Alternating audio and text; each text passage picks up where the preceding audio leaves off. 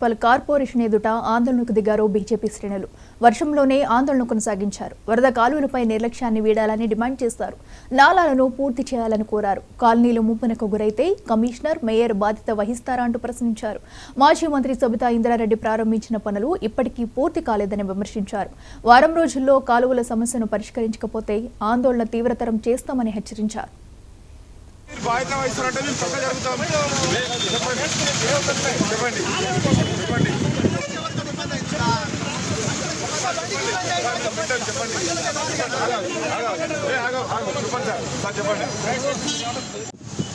మనం ఎక్కడైతే ఈరోజు ఇలవాడ ప్రాంతం ఏదైతే ఉందో అనాదిగా నాదర్గుల్ నుంచి పరిసర ప్రాంతాలు హైదరాబాద్కి వెళ్ళాలంటే ఈ ప్రాంతంలో లోతట్టు ప్రాంతము సింగమోన్ గండి అని దీనికి ఒక పురాతనమైన పేరుంది.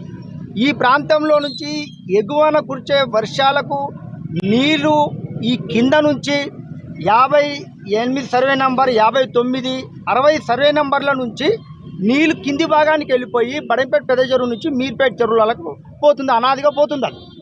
అయితే ఈ 60వ సర్వే నెంబర్లో మనకు ఎదుర్కొన్నటువంటి ఫంక్షన్ హాల్ నిర్మాణం జరిగింది.